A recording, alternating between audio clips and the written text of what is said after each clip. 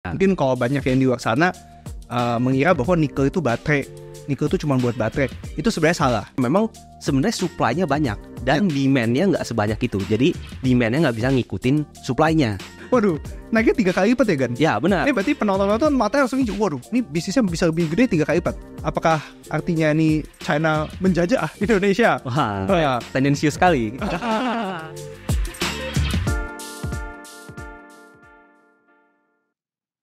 Halo teman-teman semua, selamat datang kembali di acara YouTube kita yaitu Chatting. Nah, ini saya bersama Gani. Kita mau ngobrolin apa Gan? Mau chatting apa hari ini? Kita mau bahas industri yang lagi hot. Oke, industri lagi hot. Yang lagi hot, kalau teman-teman ingat ya di awal tahun ini ya, sejak ada pemilihan presiden, itu isu ini lagi diangkat. Yaitu Indonesia itu oversupply nikel. Ya, oversupply nikel karena produksinya kebanyakan. Oke, berarti artinya Indonesia ini adalah produsen nikel yang besar sampai bisa membanjiri dunia seperti itu ya. Iya, benar. Nah, mungkin teman-teman di sini yang belum pernah mempelajari bisnis nikel, industri nikel, atau mungkin nggak berkecimpung di dunia pertambangan, mungkin bisa dijelaskan kan, seberapa besar sih industri nikel Indonesia? Oke, ini mungkin kita acuannya lihat dari angka ekspor aja, Sam. Ini tahun 2023 itu nilai ekspor nikel dari Indonesia itu sekitar 7 billion USD. Ya. Atau sekitar 100 triliun rupiah. Wah ini industri yang actually sangat besar. Iya, dan dulu seingat saya waktu saya pertama kali tahu nikel, itu mungkin 2017-2018 itu sebenarnya Indonesia itu mungkin bukan produsen besar. Bahkan mungkin saat itu ekspor nikel, karena nikel itu kan kebanyakan diekspor ya. Nah, namanya Indonesia memang kita kaya dengan sumber daya alam, dan memang dari dulu memang strategi Indonesia ada ya dia mengekspor mentahnya, biji mentahnya, dan itu sempat actually di stop oleh pemerintah. Benar. Dan mungkin maju dari 2017, 7 tahun kemudian, hari ini Indonesia sangat besar sekali produksi nikelnya. Benar. Jadi nggak heran kalau mungkin teman-teman di luar sana yang mau beli saham, mereka melihat sektornya nikel ini lagi banyak dibahas, pertumbuhannya lagi besar, dan ini mungkin jadi menarik. Ya, nah, untuk kita bisa menjawab ya teman-teman, apakah suatu saham itu menarik? Betul, memang kita harus menganalisa industrinya ya, permintaannya, kemudian siapa aja yang bisa supply-nya. Tapi sebelum kita masuk lebih jauh, mungkin Gani boleh ceritain sedikit ya, kenapa kita Indonesia bisa sampai di titik ini dari yang nol? Tadi kan sempat di ban tuh ya, ekspor nikel. Nah saat di ban itu ya teman-teman, nah pas di ban ini otomatis apa? Pemerintah itu mengharuskan kalau misalnya mereka mau mengolah biji nikel itu, berarti kan harus punya pabrik dulu ya di Indonesia, di dalam negeri. Nah, sejak itulah banyak pabrik-pabrik pengolahan nikel.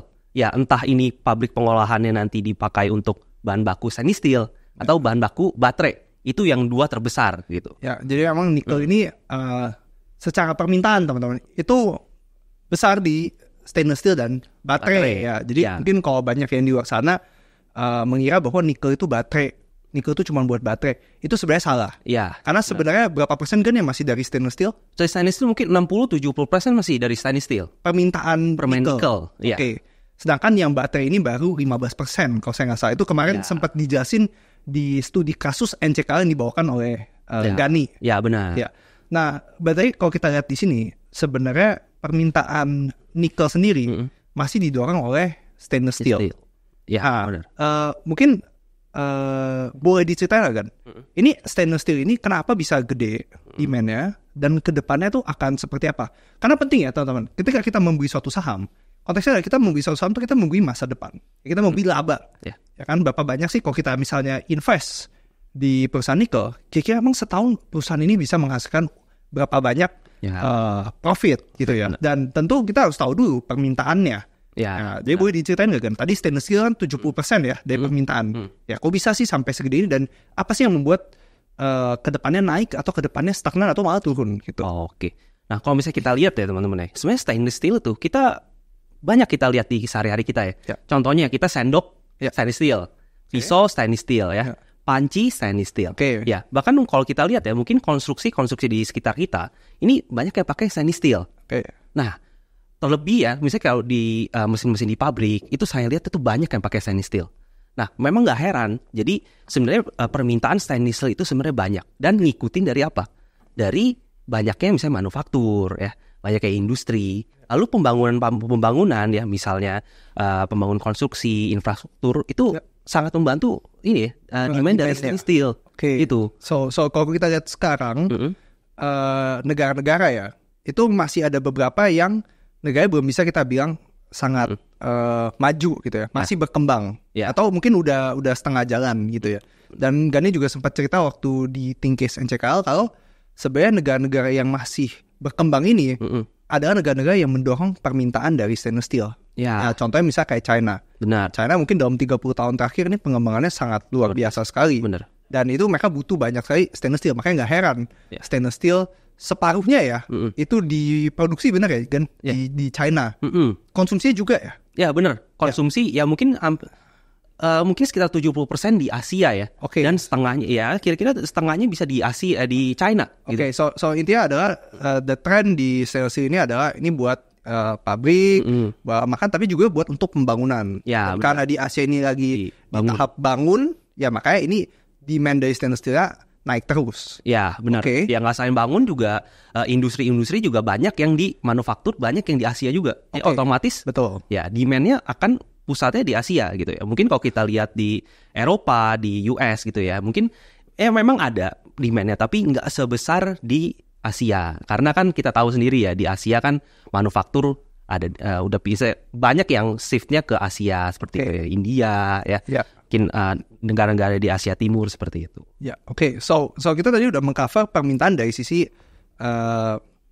stainless steel. Ya, 70%-nya kita udah tahu. Nah, sekarang kita masuk ke yang kedua terbesar, yaitu baterai. Dan kebanyakan orang ketika cerita tentang nikel, itu selalu bilang, ini ngomongin baterai, EV, the future gitu loh. Ini akan menggantikan semua mobil bensin atau bensin, dan ini yang akan bikin nikel semakin besar lagi ke depannya. Nah, pandangan Gani apa? Nah, memang sebenarnya bukan tanpa alasan ya. Sebenarnya ini kenapa kok orang ngomong kalau nikel baterai. Karena kalau kita lihat teman-teman, itu dulu ya mungkin penggunaan nikel untuk baterai itu paling hanya ada di sekitaran 1%, mungkin sekitar ya single digit lah, sekitar 5%, 6%. Tapi sejak adanya EV ya, sejak populernya EV, ini demand-nya makin lama makin melebar, makin banyak gitu. Secara persentase keseluruhan dan juga nominalnya. Gitu. Jadi dari awalnya mungkin 5% kebutuhan nikel digunakan untuk baterai, hari ini bisa menjadi kurang lebih 15% ya kan? Dan itu pun juga di kondisi permintaan nikel yang terus bertumbuh. So kita udah tahu bahwa tadi stainless steel, EV juga lagi naik. Nah, yang jadi pertanyaannya, apakah kita bisa langsung menyimpulkan nikel ini menjadi ide investasi saham yang bagus? Nah, jawabannya adalah belum tentu. Kita harus sabar dulu, karena kita harus memastikan lagi dari sisi supply-nya. Kenapa gitu? Karena saya cerita sedikit, teman-teman. Kalau kita kilas balik, kejadian seperti nikel, industri yang lagi sangat hot, itu actually sudah pernah kejadian beberapa kali. Kalau teman-teman mundur ke tahun 2008 sampai 2012, sempat ada kejadian yaitu batu bara kan. Jadi industri batu bara itu sempat pada masa China kan lagi ekspansif besar-besaran dan mereka butuh energi. Energi listrik salah satu alternatif yang paling murah yaitu batu bara, dan kebetulan Indonesia diberkati dengan batu bara yang sangat banyak. Jadi di 2008 sampai 2012 itu kejadian adalah banyak sekali pasokan yang masuk. Awalnya adalah pengusaha-pengusaha yang tidak bermain di industri tambang, berusaha di industri tambang. Tiba-tiba mereka langsung invest ke tambang, buka tambang, dan akibatnya produksi batu bara dalam beberapa tahun saja meningkat sangat pesat. Benar. Saya agak lupa datanya spesifiknya berapa, tapi mungkin dari 200 juta ton dalam less than 10 years lah. Kalau saya nggak salah itu bisa sampai 500 juta ton batu bara. Dan itu juga kejadian sama di sawit. Jadi masa-masa itu juga banyak banget pengusaha yang masuk ke industri sawit, banyak yang nanam buah sawit, dan sama yang terjadi setelah itu apa? Pasokannya banyak dan mungkin demand-nya itu tidak sebesar yang diharapkan. Nah, itu kan that's the issue yang terjadi di masa lalu. Dan kalau kita lihat industri yang lagi hot ini, saran saya buat teman-teman, kita boleh mempelajari kejadian di masa lalu. Kenapa demikian? Karena biasanya sejarah itu tidak selalu persis sama, tetapi bisa jadi ada yang berulang. Ada pola yang terulang kembali. Nah, dari makanya saya tanya tentang demand nikelnya sendiri. Mungkin untuk EV Sebenarnya itu memang growing dari sisi demand, tapi itu kita udah banyak bahas di chatting yang Astra. Ya, jadi kita coba nggak bahas dari situ, kita ambil dari sudut pandang supply-nya nikel dulu. Ya. Nah, dari supply nikel sendiri di Indonesia bagaimana, Gan? Ya. Banyak nggak yang kalau dibilang banyak yang invest pasti, karena tiba-tiba Indonesia kan menjadi, tapi kedepannya apakah akan lebih banyak lagi yang masuk ke industri ini? Ya sebenarnya ujung-ujungnya simpel aja, Sam. Ada gula, ada semut, ya kan? Ya. Margin besar ya, untung besar, ya. Barangnya banyak, otomatis apa? Banyak pemain yang masuk juga. Ya, otomatis apa? Supply-nya juga akan banyak, ya kan? Nah, kalau kita lihat ya di Indonesia, terutama tadi kan saya jelasin ya, 2 itu yang pengolahan nikel utama itu ada yang buat stainless steel dan juga ada baterai. Nah, yang stainless steel ini mungkin kalau kita lihat ini nambah pabrik itu cukup banyak juga. Bahkan ya, kalau kita lihat pemerintah sampai udah mulai batasin. Ya udah ada mulai pembatasan pabrik nikel yang untuk stainless steel gitu ya. Berarti kan tandanya apa? Ini udah makin banyak. Makin banyak supply-nya. Bahkan kalau kita lihat ya teman-teman ya, mungkin kalau kita lihat pasar ya, itu harga bahkan sampai turun ya. Kira-kira mungkin di LME nikel sekitar 16.000 di awal tahun ini. Ya gitu. Nah itu imbasnya apa? Karena memang sebenarnya supply-nya banyak dan demand-nya nggak sebanyak itu. Jadi demand-nya nggak bisa ngikutin supply-nya. Gitu. Jadi bertambahnya lumayan pesat sama ini. Tapi kedepannya yang lagi ada trennya ya adalah pembatasan. Ya, pembatasan. Untuk pabrik-pabrik nikel yang mengolah buat stainless steel ya. Ferronickel NPI seperti itu. Ya, Ferronickel dan NPI. Ya. Kalau yang untuk baterai gimana? Nah, kalau yang untuk baterai ini juga sama. Mungkin sekarang ya, mungkin hanya ada pabrik nggak lebih dari 5 lah, seingat saya. Mungkin yang mengolah dan sudah beroperasi sekarang. Ya, seingat saya yang gede itu ya ada yang di Pulau Obi ya, yang ada di Pulau Maluku dan juga ada yang di daerah IMIP atau IWIP yang di daerah Pulau Sulawesi itu. Ya, Sulawesi Tenggara lah, sekitar itu. Nah, itu bahkan proyek yang sedang berjalan sekarang ya, itu mungkin jauh banyak sekali ya. Mungkin bisa nambah capacity mungkin sekitar 5 kali atau lebih. Ya. Itu seperti yang udah sempat dibahas di Tinggis juga ya. Ya, benar. So kita bisa lihat di sini actually demand-nya is growing, tapi supply-nya growing-nya sangat pesat. Lebih pesat mungkin. Ya. Jadi dengan asumsi misalnya kalau demand-nya tidak catch up, nah ini ada resiko tentunya akan kembali terulang seperti ya mungkin seperti batu bara ataupun sawit yang terjadi di masa lalu. Nah, tapi apakah dengan kita cuma tahu itu aja, kita jadi tidak menganalisa saham, tidak lirik lagi emiten-emiten nikel? Kalau menurut saya jangan juga. Benar. Kenapa? Kayak gini teman-teman. Yang Gani tadi cerita, itu kan kita ngomongin masa depan. Jadi cerita ada banyak yang ekspansi pabrik, tapi yang terjadi ketika namanya ekspansi pabrik itu semua nggak selalu berjalan dengan mulus. There's always challenge, dan bisa jadi kalau misalnya memang banyak yang terkendala, mungkin terkendala di pendanaan atau terkendala di pembangunan, infrastrukturnya belum siap, dan segala macam. Bisa jadi supaya tidak bertambah sedemikian pesat, seperti yang banyak orang takuti. Nah, dari saya mungkin masih ada alasan untuk kita coba mempelajari nikel, ya terutama perusahaan-perusahaannya.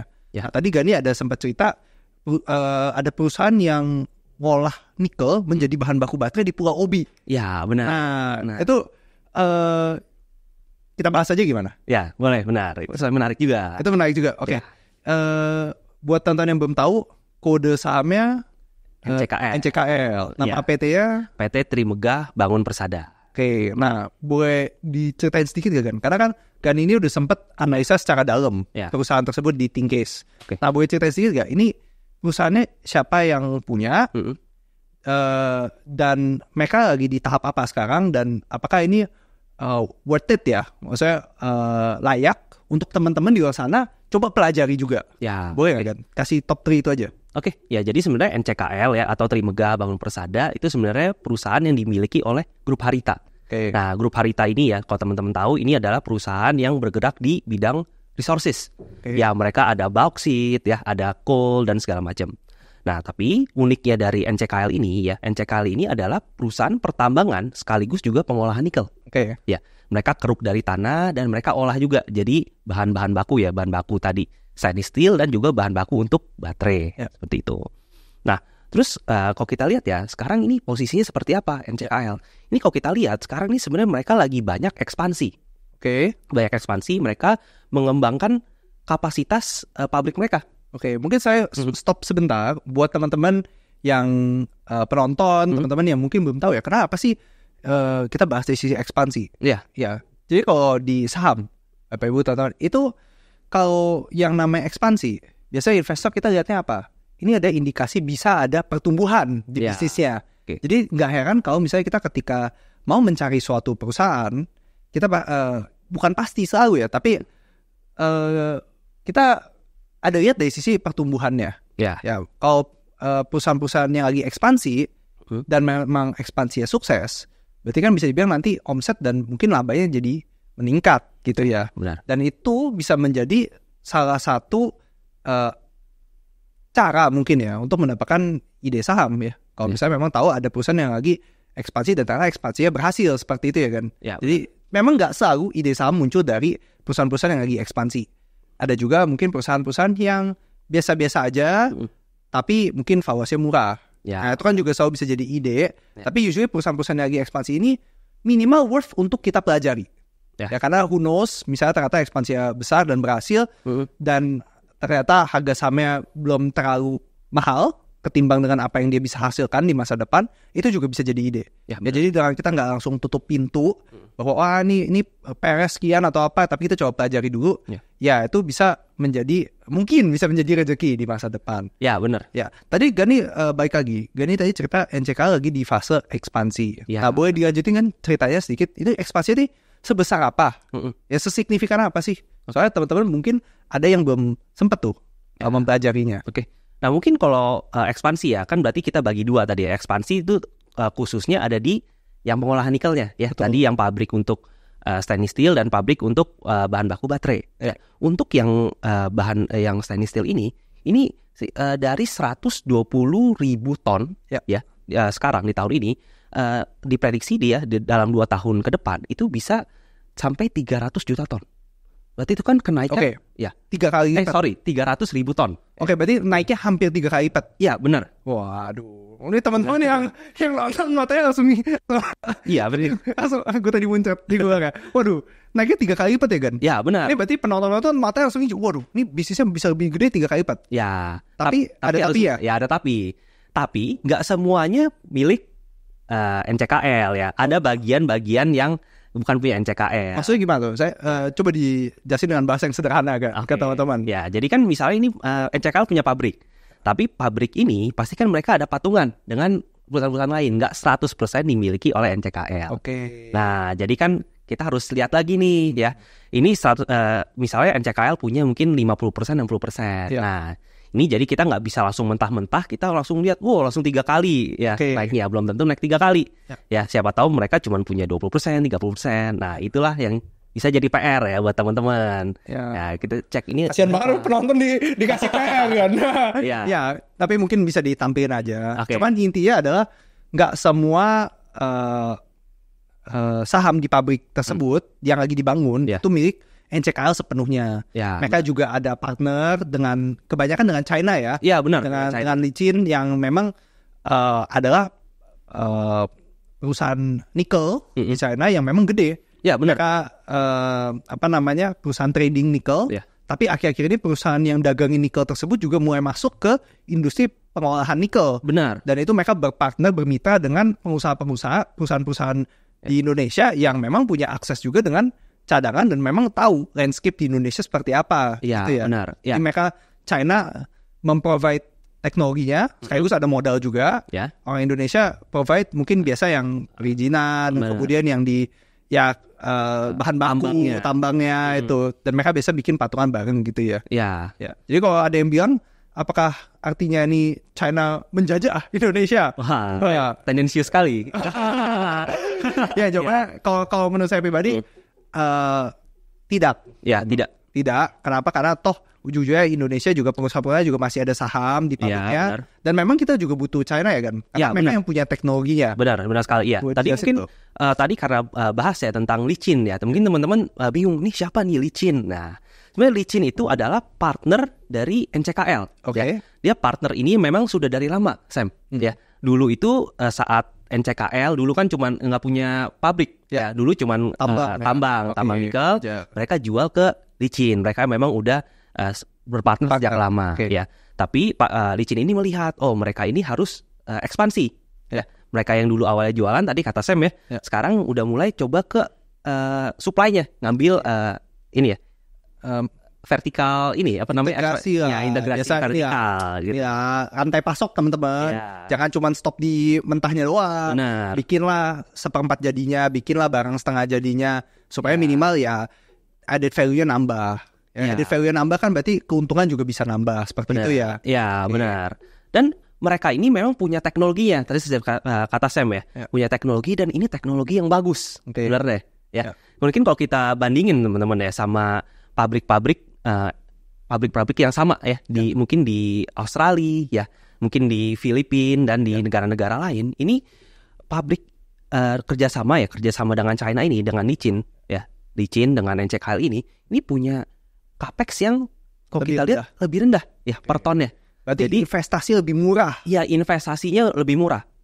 Selain lebih murah, mereka bisa menghasilkan nikel dengan biaya yang lebih murah juga. So benar. Jadi investasi lebih murah dan biaya operasionalnya lebih murah juga. Benar. Jadi sangat bersaing dong. Iya, sangat bersaing ya. Bahkan ini kalau nanti teman-teman lihat ya, ini mungkin biayanya mungkin cuma 1/3 aja. Oh ya? Iya, kira-kira 1/3 aja.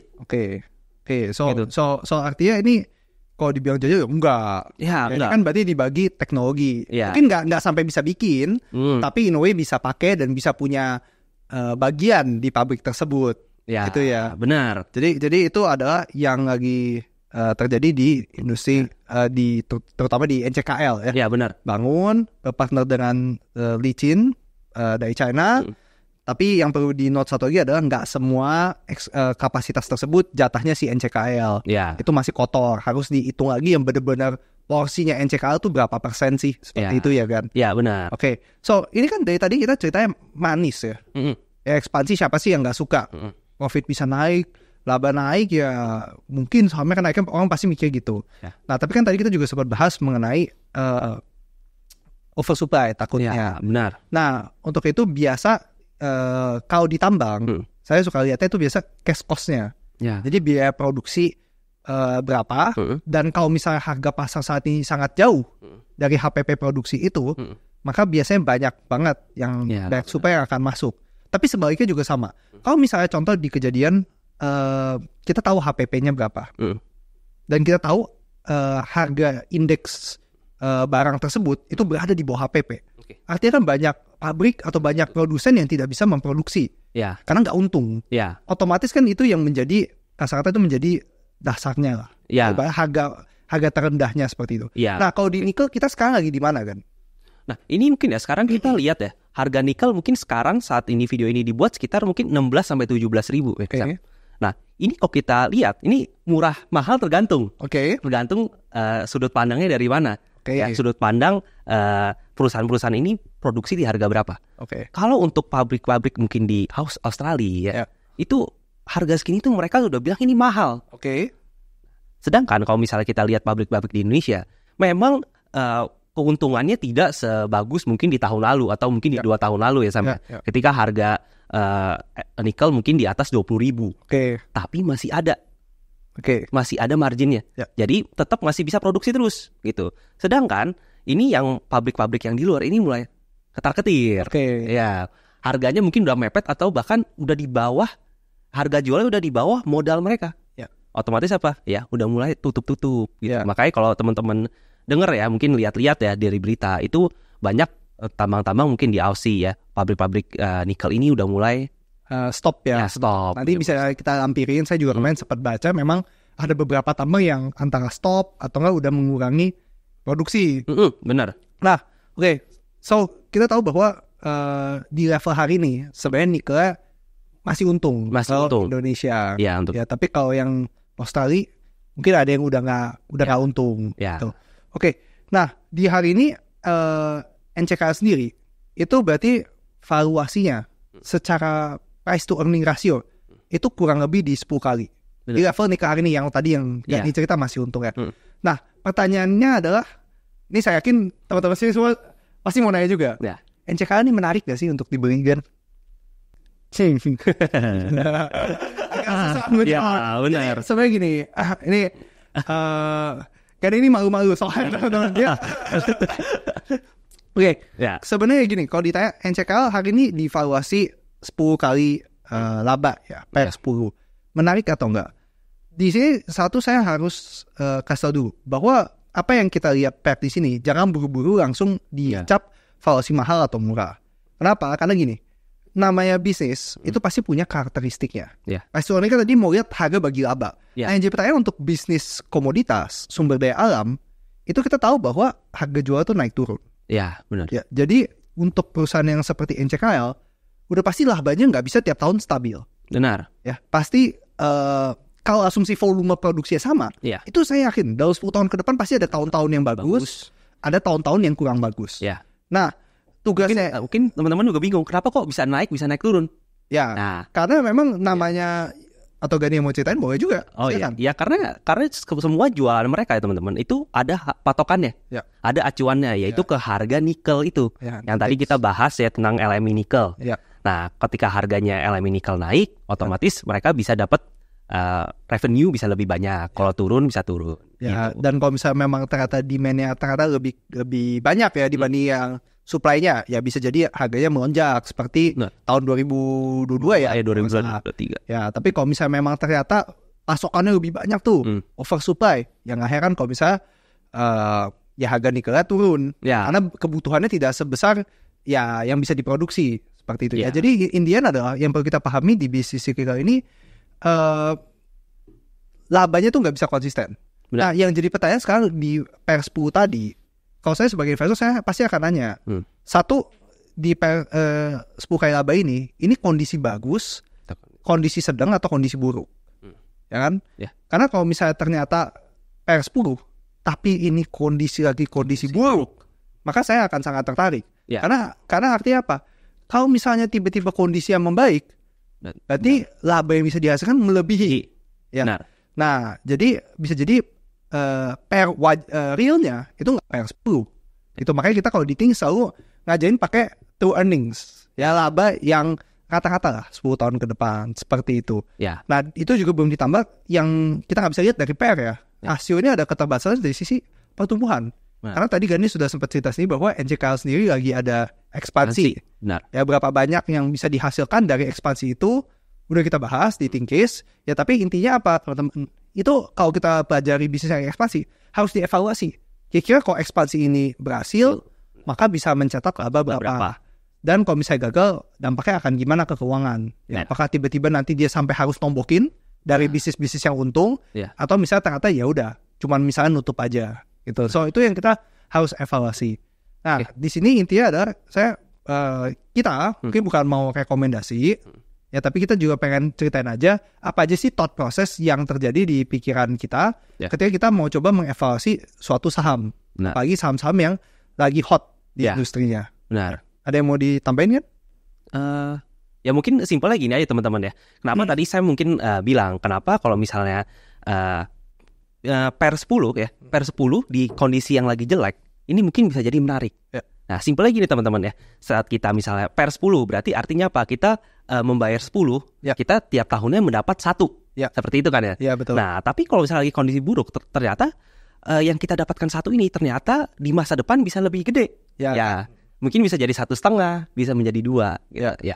Nah, itulah kenapa Sam tadi bilang kalau misalnya lagi buruk itu per 10 itu bisa kelihatan jadi menarik. Seperti itu. Yang penting kita bisa assess sebenarnya sekarang ini itu posisinya lagi jelek, lagi buruk, lagi mungkin so-so, biasa-biasa atau memang lagi bagus seperti itu. So in the end, ketika kita mengevaluasi ini, mungkin yang teman-teman lihat di berita itu hanya menjadi first step-nya doang. Itu mungkin untuk memancing aja.